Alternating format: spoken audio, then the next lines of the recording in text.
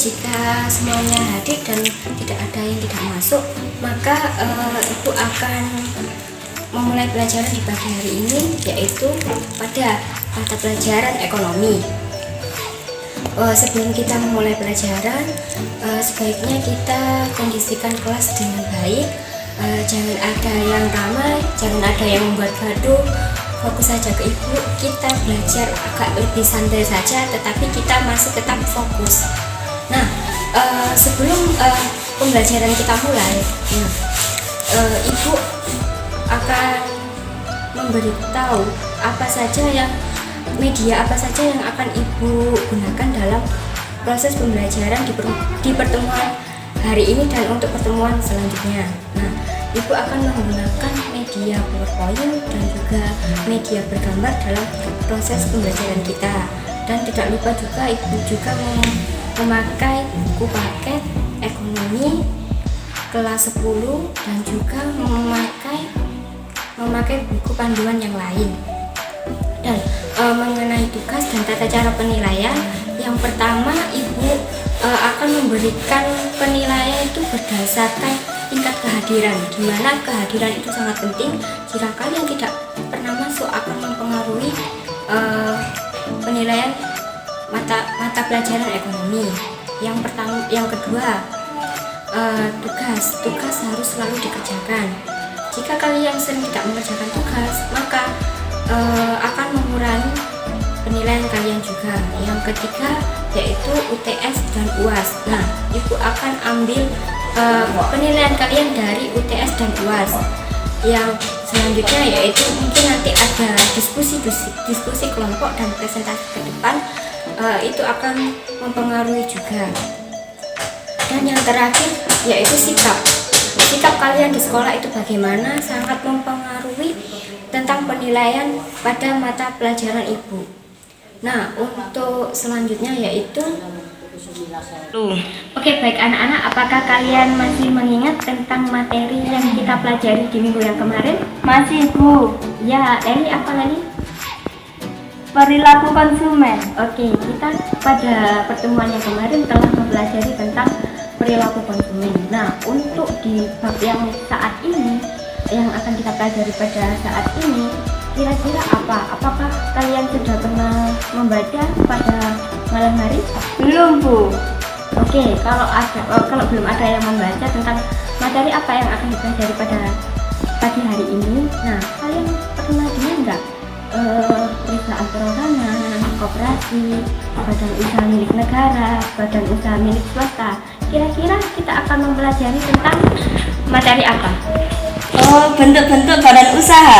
Oke, bagus. Nah, benar kata Mbak Leli tadi, kita akan mempelajari tentang bentuk-bentuk badan usaha, di mana tujuan pembelajarannya kita adalah untuk mengerti atau memahami tentang pengertian badan usaha dengan perusahaan, dan juga kita dapat memahami tentang perbedaan antara badan usaha dengan perusahaan itu sendiri. Oke anak-anak, pada pagi hari ini Ibu akan menjelaskan tentang pengertian badan usaha dengan perusahaan, di mana terdapat asumsi yang menyatakan bahwa badan usaha dan perusahaan itu memiliki pengertian yang sama.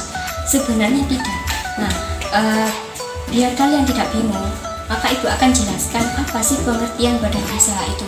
Nah, pengertian badan usaha sendiri yaitu kesatuan yuridis atau hukum yang memuat hak dan kewajiban, atau kesatuan organisasi yang terdiri atas faktor-faktor produksi dengan tujuan mencari laba. Sedangkan perusahaan sendiri adalah tempat menyelenggarakan proses produksi yang menghasilkan barang dan jasa. Sebuah badan usaha dapat mencapai tujuannya untuk mencari keuntungan dapat memiliki lebih dari satu perusahaan. Jadi, perusahaan merupakan tempat berlangsungnya seluruh rangkaian kegiatan produksi yang dikelola oleh suatu badan usaha. Baik anak-anak, Ibu tadi sudah menjelaskan tentang pengertian badan usaha dengan perusahaan. Nah, untuk selanjutnya Ibu akan menjelaskan tentang perbedaan badan usaha dan perusahaan. Mungkin dari kalian nanti ada yang bisa membantu Ibu untuk maju ke depannya.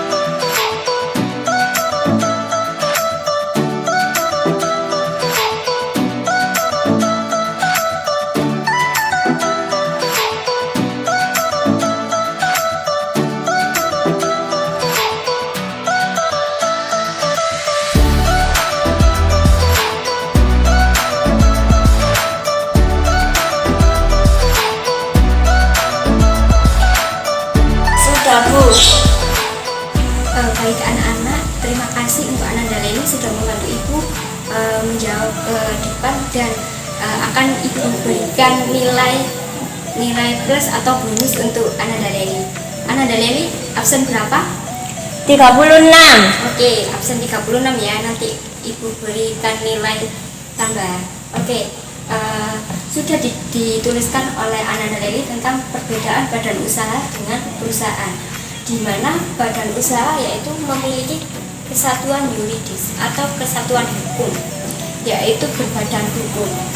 Nah, untuk perusahaan sendiri, kesatuan teknik produksi yang menyelenggarakan faktor-faktor produksi. Untuk yang kedua, mencari laba atau keuntungan. Nah, difokuskan pada badan usaha ini adalah untuk mencari keuntungan atau laba atau profit.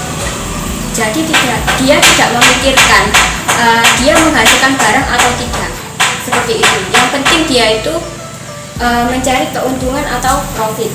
Nah, fokusnya di situ, mencari laba atau keuntungan. Untuk yang perusahaan menghasilkan barang dan jasa. Selain perusahaan mencari laba atau keuntungan, tetapi perusahaan itu menghasilkan barang dan jasa. Untuk yang ketiga, bersifat resmi atau formal. Bersifat resmi atau formal karena dia berbadan hukum.